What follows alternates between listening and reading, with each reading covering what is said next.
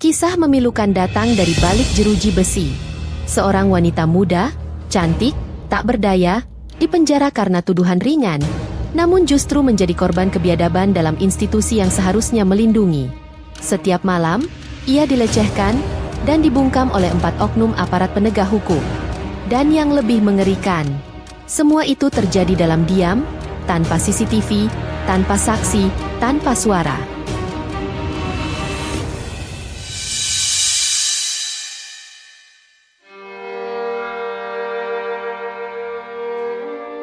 Hujan deras mengguyur halaman kantor polsek malam itu.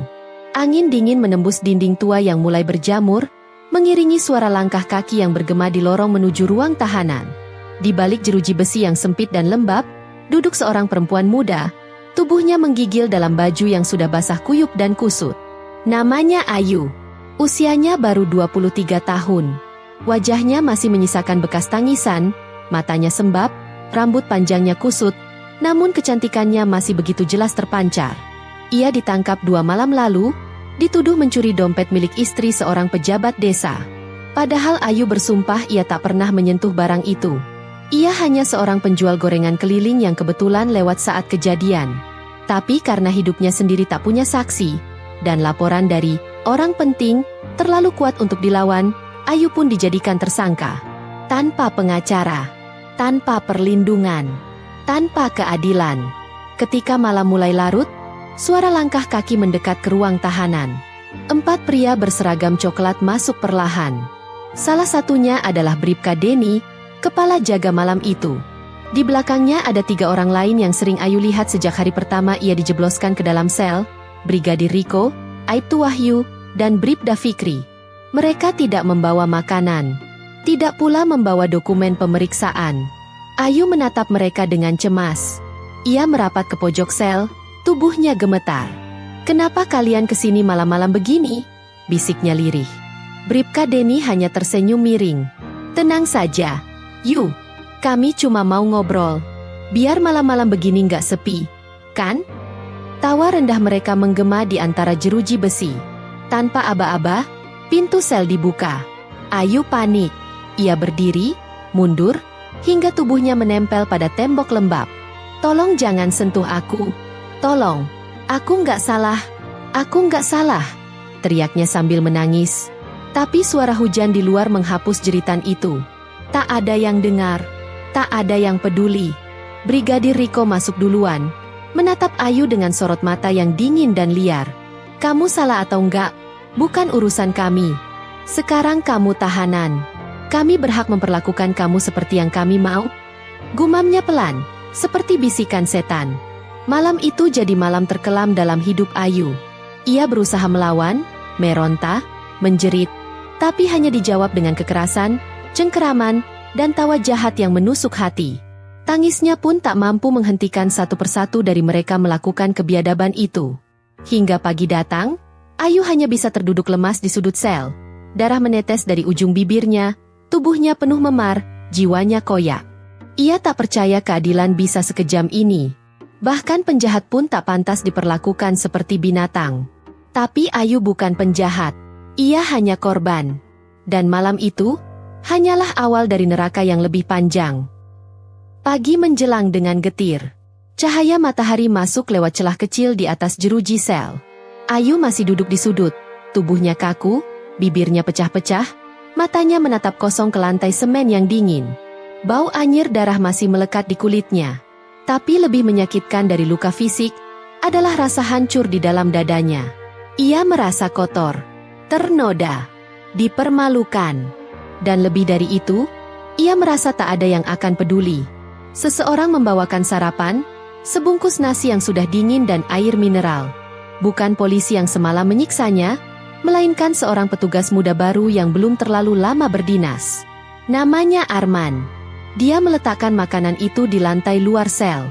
Tatapannya sebentar tertumbuk pada wajah Ayu yang lebam. "Bu, ibu kenapa?" tanyanya pelan. Ayu hanya menunduk. Lidahnya keluh, tubuhnya pun enggan bergerak.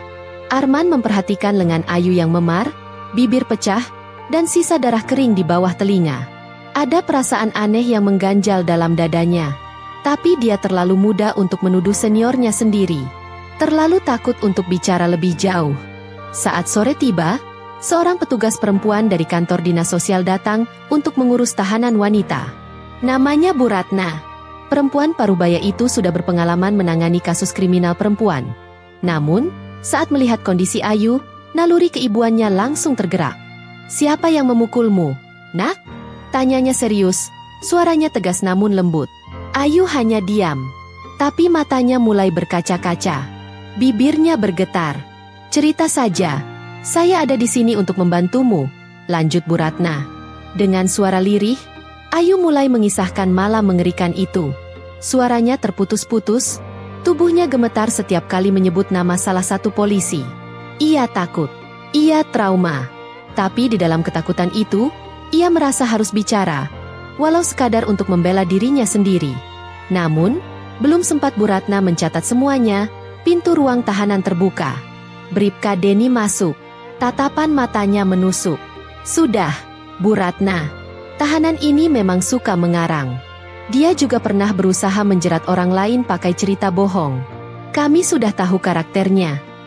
Bu Ratna menoleh tajam, tak percaya. Tapi ia juga tahu di institusi seperti ini, kadang suara kebenaran bisa dipelintir. Ayu menunduk kembali. Napasnya sesak. Harapannya yang sempat menyala seketika redup. "Kalau kamu terus ngomong sembarangan, hukum kamu bisa makin berat, Yu," bisik Bribka Denny ketika Bu Ratna pergi. Senyumnya tipis, tapi penuh ancaman. "Jangan macam-macam. Kamu tahu sendiri siapa yang punya kuasa di sini." Malam kembali datang, dan ketakutan Ayu kembali menyelimuti. Tapi kali ini, ada sesuatu yang berbeda. Ayu tahu, diam tak menyelamatkannya. Maka di dalam hatinya, diam-diam tumbuh satu tekad. Ia akan bertahan. Ia akan melawan. Meskipun itu berarti berdiri sendirian. Suasana kantor Polsek tampak seperti biasa. Aktivitas berjalan normal. Seolah tidak ada dosa yang disembunyikan di balik dinding kusam dan berkas-berkas tebal yang menggunung di meja. Tapi di balik rutinitas itu, ada satu orang yang mulai merasa resah. Adalah Arman, petugas muda yang sejak awal memperhatikan luka-luka di tubuh Ayu. Ia masih hijau, baru setahun bertugas, dan belum terlalu tercemar aroma busuk kekuasaan. Tapi ia bukan bodoh. Nalurinya terusik. Rasa curiganya semakin dalam ketika mendapati rekaman CCTV malam kejadian itu tiba-tiba hilang dari folder utama sistem pengawasan. Ia bukan teknisi, tapi tahu cara dasar memeriksa log server. Namun anehnya, semalam, waktu yang seharusnya terekam, filenya kosong. Padahal hari-hari sebelumnya lengkap. Arman mencoba menanyakannya ke bagian Polsek, tapi jawaban yang ia terima justru membuat bulu kuduknya merinding. "Sudah dihapus, men. Perintah dari atas," katanya. Ruang tahanan wanita malam itu dalam perbaikan jaringan. Jadi dianggap blank. Itu alasan yang aneh. Terlalu kebetulan. Terlalu rapih, dan terlalu cepat. Namun tanpa sengaja, Arman mendapat satu salinan backup otomatis di komputer shift sebelumnya, yang belum sempat terhapus. Di situ, rekaman menunjukkan 4 sosok polisi masuk ke sel perempuan sekitar pukul 00.43 malam, tanpa alasan resmi, tanpa pemeriksaan tertulis. Durasi mereka di dalam sel pun lebih dari 1 jam. Arman tidak berani membuka semuanya. Tapi ia sempat main screenshot 2 frame. Saat Bribka Denny memasukkan kunci sel. Saat Brigadir Riko keluar sambil menyeka keringat di lehernya. Gemetar, Arman menyimpan file itu di flash disk miliknya. Ia tahu, ini bisa jadi bukti awal. Tapi juga bisa jadi alasan dia dihilangkan. Sore itu, Bu Ratna kembali datang. Arman memberanikan diri mendekat. Ia bisikan sesuatu saat para polisi lain sedang sibuk. "Bu, saya punya sesuatu. Tapi saya takut." Tatapan Bu Ratna berubah serius. Ia mengangguk, dan meminta Arman menemuinya secara pribadi malam itu di tempat netral, kantor dinas sosial tingkat kabupaten. Sementara itu di dalam sel, Ayu masih menjalani hari dengan hati tertutup luka. Tapi malam itu, ia tak menangis. Ia hanya memeluk lututnya, menatap langit-langit sel, dan bergumam lirih. "Kalau Tuhan masih adil, bukalah satu saja jalan keluar untukku." Ia belum tahu bahwa di luar sana ada seseorang yang sedang diam-diam berusaha menolongnya. Tapi di sisi lain, Bribka Denny menyadari seseorang mulai mengusik keheningan yang selama ini mereka pertahankan. Dan para oknum itu tidak akan tinggal diam. Malam itu langit mendung. Suasana jalanan menuju kantor dinas sosial kabupaten terasa lebih sunyi dari biasanya. Arman mengendarai motornya perlahan, menunduk dalam jaket lusuhnya. Di saku dalamnya, tersimpan flash disk berisi 2 screenshot dan rekaman parsial yang belum sempat dihapus sistem. Potongan bukti kejahatan 4 polisi senior terhadap seorang tahanan wanita bernama Ayu. Detak jantung Arman terus berpacu. Ia tahu, langkahnya malam ini bukan sekadar mempertaruhkan pekerjaan, tapi juga nyawa. Setibanya di kantor dinas sosial, Bu Ratna sudah menunggu. Ia tampak gelisah, tapi mencoba tenang. "Arman, cepat masuk. Jangan lama di luar," ucapnya pelan. Begitu pintu ruangan tertutup, Arman menyerahkan flash disk itu sambil menatap lurus. "Saya nggak tahan, Bu. Saya lihat luka-luka di tubuh Mbak Ayu. Saya tahu dia nggak bohong. Tapi saya juga sadar, mereka bisa ngelakuin apa aja buat tutupin ini." Bu Ratna memeriksa isi flash disk di depan Arman. Matanya membelalak saat melihat frame yang jelas menunjukkan jam, tanggal, dan wajah-wajah para pelaku. Ia menarik napas panjang. "Kita harus naikkan ini ke pihak Propam dan Komnas Perempuan. Tapi pelan-pelan, jangan langsung frontal. Nyawa kamu bisa terancam." Baru beberapa menit berlalu sejak flash disk itu dibuka, tiba-tiba ada suara sepeda motor berhenti di luar pagar. 2 orang pria berpakaian sipil mengetuk pintu. Wajah mereka asing, tapi aura mereka tidak. "Bu Ratna, kami dari Polres. Dapat laporan ada informasi penting dari tahanan kasus narkoba yang sedang coba disebarkan keluar. Kami dapat perintah untuk mengecek semua pihak yang terlibat." Wajah Arman langsung pucat. Mereka sudah tahu. Dengan cepat, Bu Ratna menyembunyikan flash disk itu ke dalam saku dalam jasnya dan membisikkan, "Kamu kabur lewat pintu belakang. Sekarang." Arman nyaris tidak sempat berpikir. Ia merunduk dan menyelinap ke dapur, lalu keluar lewat pintu kecil yang menuju lorong gelap di samping kantor. Dari kejauhan, ia mendengar ketukan di ruang depan berubah menjadi gedoran keras. Ia lari. Tak tahu kemana. Hanya tahu, jika ia tertangkap malam ini, maka semuanya akan berakhir sebelum sempat dimulai. Sementara itu di Polsek, Bribka Denny terlihat tegang. Ponselnya berdering. Suara di seberang memberitahukan bahwa anak bawang itu, maksudnya Arman, telah menghilang dari radar dan ada kemungkinan sudah membocorkan sesuatu. "Cari dia. Gunakan orang luar kalau perlu. Jangan sampai ada satu suara pun yang lolos." Dan malam itu, untuk pertama kalinya, oknum polisi yang merasa paling berkuasa, mulai panik. Subuh menyelimuti langit dengan kelam, namun suasana di ruang tahanan justru mendidih. Tanpa pemberitahuan resmi, Ayu dibangunkan oleh 2 polisi wanita dan diminta bersiap. Tubuhnya masih lemas, bekas trauma di tubuhnya belum sembuh. "Bangun. Pindah lokasi," ucap salah satu dari mereka dengan dingin. Ayu tertegun. "Pindah kemana, Bu? Kenapa?" Tidak ada jawaban yang jelas. Yang ada hanya sepasang borgol dan wajah datar. Dalam diam, Ayu tahu ada sesuatu yang tidak beres. Ia digiring ke mobil tahanan tua tanpa plat resmi, hanya ditemani 1 petugas perempuan dan 2 pria bersenjata laras panjang. Tak ada surat pemindahan. Tak ada pendamping hukum. Hanya dingin dan gelap yang menemani di dalam mobil yang melaju menuju arah yang tak ia kenal. Di tempat lain, Bu Ratna tengah memindahkan file salinan bukti ke harddisk eksternal dan menyalin salinan ke email yang ia enkripsi. Ia merasa waktu sangat sempit. Ia menghubungi lembaga bantuan hukum, lebih, dan seorang wartawan senior bernama Raka, orang yang pernah membongkar kasus kekerasan seksual di Lembaga Pemasyarakatan Perempuan 2 tahun lalu. "Saya tidak tahu bisa mempercayai siapa lagi," kata Bu Ratna dengan suara gemetar. Raka mendengar semua. Ia membaca isi rekaman dan screenshot dalam email. Wajahnya memucat. "Ini bukan cuma pelecehan biasa, Bu. Ini pemerkosaan sistematis oleh aparat. Kalau ini benar, akan meledak. Tapi saya harus pastikan dulu, tahanan itu masih hidup dan belum dipindahkan atau disingkirkan." Tapi, terlambat. Dari sumbernya di lapangan, Raka mendapat kabar bahwa Ayu sudah tidak ada di dalam daftar tahanan Polsek. Namanya bahkan telah dihapus dari sistem.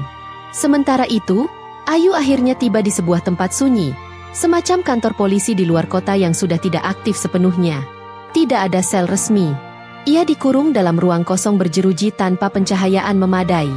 Seseorang mendekatinya. Brigadir Riko. Ia menyeringai sambil menutup pintu ruangan dan berbicara dengan suara rendah namun mengancam. Kamu pikir kamu bisa menang? Mulut kamu itu yang bahaya. Sekarang, kita pastikan kamu nggak bisa bicara ke siapapun lagi. Ayu menahan napas. Tangannya gemetar. Ia mencoba berteriak, tapi suara di ruangan itu tidak akan pernah sampai keluar. Sementara itu, Arman bersembunyi di rumah kenalannya di pinggiran kota. Ia memakai nama palsu dan membuang ponselnya. Tapi di tengah ketakutannya, satu tekad dalam hatinya menguat. Aku harus selamat. Bukan buatku, tapi buat Ayu. Pagi yang muram itu, dunia maya dikejutkan oleh sebuah utas panjang dari akun Twitter Raka Jurnalis, seorang wartawan investigasi yang dikenal tak pernah gentar membuka aib aparat. Pernah dengar nama Ayu? Seorang perempuan muda, cantik, ditahan karena tuduhan ringan, namun diperkosa secara bergilir oleh 4 oknum polisi selama berminggu-minggu. Dan kini, ia menghilang. Saya punya buktinya. Baca utas ini. Utas itu disertai cuplikan blur dari tangkapan CCTV, yang hanya menampilkan siluet-siluet bayangan di balik jeruji, cukup jelas untuk menimbulkan ledakan. Dalam kurang dari 2 jam, utas itu sudah dibagikan ribuan kali. Tagar Justice for Ayu mulai menduduki peringkat 3 teratas trending topik nasional. Komentar banjir. Sebagian mengecam, sebagian tak percaya, dan sebagian bertanya, di mana Ayu sekarang? Sementara itu, Bu Ratna langsung ditelepon oleh pihak internal dinas. Nada mereka tidak bersahabat. Ibu melakukan pelanggaran serius. Menyebarkan informasi internal ke publik tanpa koordinasi. Kami minta Anda cuti sementara sampai masalah ini jelas. Bu Ratna hanya diam. Ia tahu risikonya sejak awal. Tapi setelah melihat sendiri video Ayu menggigil di pojok sel, ia tidak bisa memilih diam. Di tempat persembunyiannya, Arman melihat semua kejadian itu melalui warnet pinggiran. Ia menitikkan air mata melihat wajah samar Ayu di rekaman. Maaf, Mbak. Aku telat, tapi aku nggak akan tinggal diam lagi.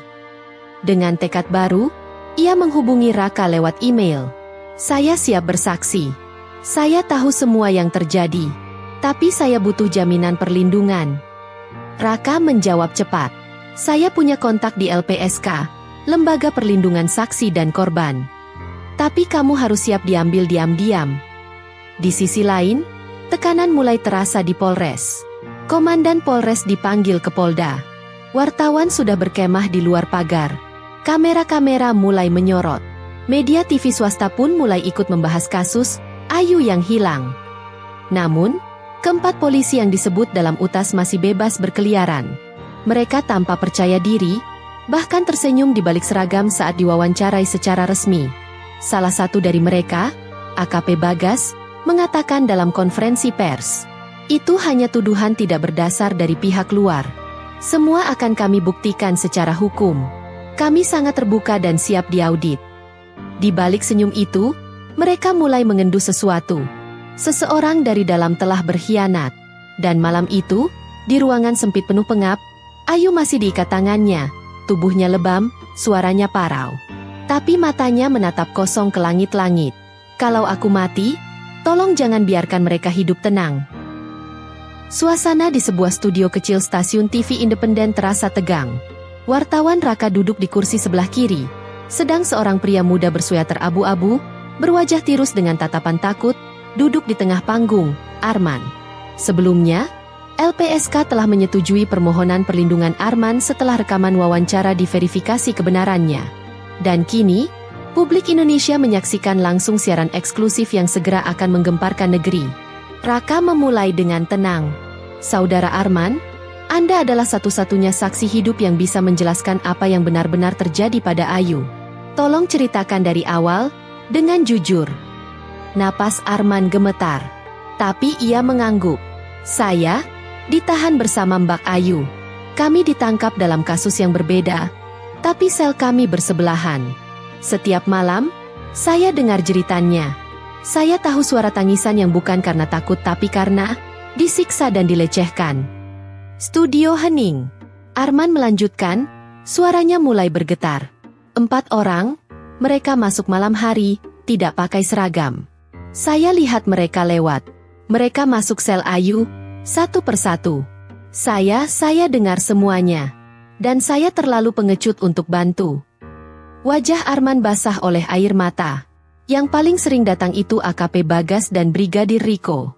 Mereka bilang Ayu hanya perempuan, kelas bawah, yang gak bakal ada yang percaya. Saya bahkan dengar mereka merencanakan buat mindahin Ayu kalau kasus ini bocor. Cuplikan suara tangisan dan hentakan keras diputar dalam video rekaman pendek di layar studio. Wajah Raka menegang. Beberapa kru terlihat menahan air mata. Di media sosial, video pengakuan Arman meledak. #tangkap oknum polisi naik ke posisi teratas trending dunia. Tokoh-tokoh publik mulai bersuara. Seorang artis nasional, Maya Larasati, bahkan menulis, "Kalau Ayu tidak ditemukan hidup-hidup, ini akan menjadi aib terbesar institusi penegak hukum Indonesia." Di internal kepolisian, suasana mulai kacau. Divisi Propam diturunkan. Pihak Kompolnas turun tangan. Bahkan Ombudsman ikut menyoroti. Namun, 4 polisi yang diduga pelaku mulai menghilang satu persatu. Brigadir Riko disebut sedang cuti keluar kota. Bribka Anjas tidak masuk kerja 2 hari tanpa kabar. AKP Bagas menghilang dari rumah dinasnya. Dan Ayu masih belum diketahui keberadaannya. Malam itu, Raka mendapat telepon misterius. Suara di seberang, wanita tua, berbisik. Saya pernah bersih-bersih di kantor tempat Ayu dikurung sekarang. Saya tahu tempatnya. Tapi saya takut. Raka mencatat. Di mana, Bu? Tolong. Tempat itu jauh, di dekat perbatasan kabupaten. Bangunan kosong. Saya dengar mereka bilang, simpan dia sampai reda. Besok pagi, Raka dan tim investigasi menuju lokasi itu. Bersama tim dokumentasi dan pengacara, mereka diam-diam bergerak. Tapi, apakah Ayu masih hidup? Pagi itu, kabut masih menggantung rendah ketika sebuah mobil berisi Raka, pengacara HAM, serta 2 wartawan dokumenter melaju perlahan di jalan tanah menuju sebuah bangunan tua tak terpakai. Bangunan itu berada di ujung kampung, jauh dari pemukiman, dikelilingi ilalang dan semak tinggi. "Ini tempatnya," ucap Busari, mantan cleaning service yang menjadi informan, sambil menunjuk bangunan bercat putih kusam dengan pintu besi yang berkarat. Raka menyalakan kamera tersembunyi. Mereka menyusup masuk. Di dalam, bau apak bercampur amis langsung menyambut. Ruangan itu gelap dan berantakan. Namun yang membuat jantung mereka berdegup lebih kencang adalah suara samar dari balik dinding. "Tolong!" Suara itu kecil, parau, dan hampir tak terdengar. Tapi cukup untuk menguatkan mereka bahwa Ayu masih hidup. Mereka berlari menyusuri lorong gelap. Di ujung lorong, sebuah pintu besi tua terlihat menggantung. Di baliknya, terdengar helaan napas. Raka mendekat, mencoba membuka, namun pintu terkunci. "Panggil polisi netral. Lapor ke Polda sekarang. Saya yakin dia di dalam," seru pengacara. Dengan bantuan warga dan 1 unit polisi bersih dari polsek setempat yang segera didatangkan oleh tim kuasa hukum, mereka menjebol pintu. Braak, pintu terbuka. Dan di sana, dalam kegelapan dan dingin lantai beton, Ayu tergeletak. Tubuhnya kurus kering. Wajahnya pucat. Bibirnya pecah-pecah. Tubuhnya hanya tertutup kain lusuh dan luka-luka. Tapi matanya masih hidup. Dan ketika melihat Raka, ia menangis. "Tolong, jangan biarkan mereka bunuh aku." Tangisan itu terekam. Disiarkan langsung. Video itu menjadi rekaman paling menyayat hati yang pernah disiarkan media nasional dalam dekade terakhir. Ayu segera dibawa ke rumah sakit. Dalam perjalanan, dia tak henti-hentinya bergumam, menyebut nama ke-4 pelaku, mengulang-ulang. "Mereka bilang aku sampah. Mereka pikir aku bakal mati di situ, tapi aku masih hidup." Sementara itu, berita penemuan Ayu meledak. Menteri Hukum dan HAM turun tangan langsung. LPSK memberi perlindungan penuh. Nama 4 polisi bejat itu diumumkan secara resmi sebagai tersangka pelanggaran HAM berat dan pemerkosaan dalam tahanan. Namun, ketiganya masih buron. Dan AKP Bagas ditemukan tewas malam itu, tergantung di rumah kontrakan kosong. Diduga bunuh diri.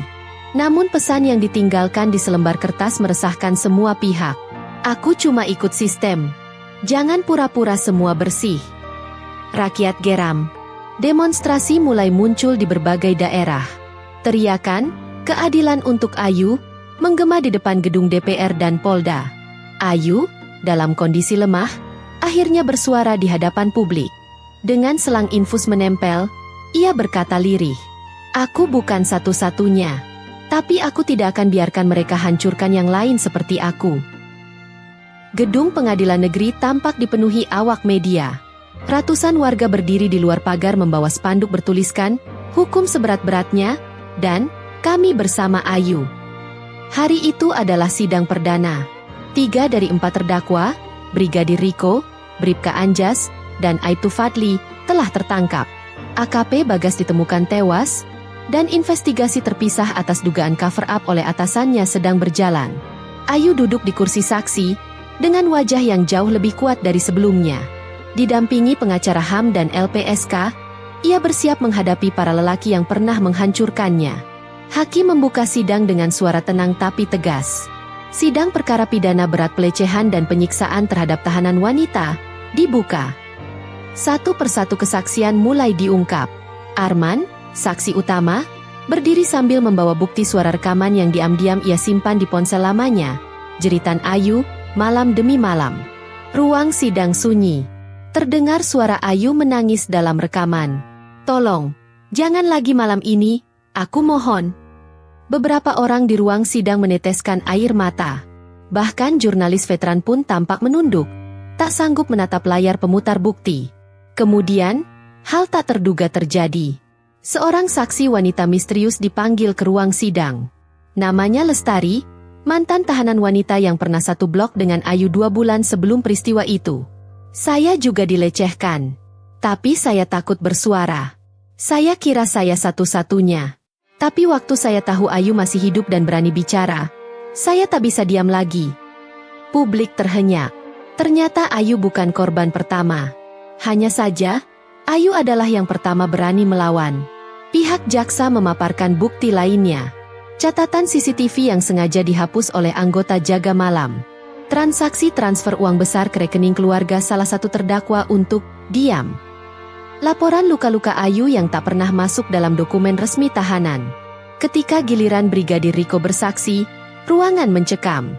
Ia sempat mencoba menyalahkan sistem. "Saya disuruh. Saya hanya patuh. Saya bukan dalangnya." Namun hakim membalas tajam. "Kepatuhan tidak membebaskan Anda dari tanggung jawab. Anda manusia, bukan robot." Media internasional mulai meliput. Al Jazeera, BBC, bahkan UN Human Rights Council mulai menyoroti kasus Ayu sebagai simbol perlawanan terhadap kekerasan institusional. Dan Ayu kini menjadi suara ribuan perempuan yang selama ini bungkam karena takut. "Aku tidak mau disebut korban. Aku adalah penyintas. Dan aku akan berdiri sampai mereka semua dihukum." Putusan akan dibacakan pada sidang selanjutnya. Namun menjelang malam, seorang informan rahasia dari dalam institusi polisi menghubungi Raka lewat email terenkripsi. Pesan pendeknya hanya satu kalimat. "Masih ada yang lebih besar yang melindungi mereka. Hati-hati. Ayu belum aman."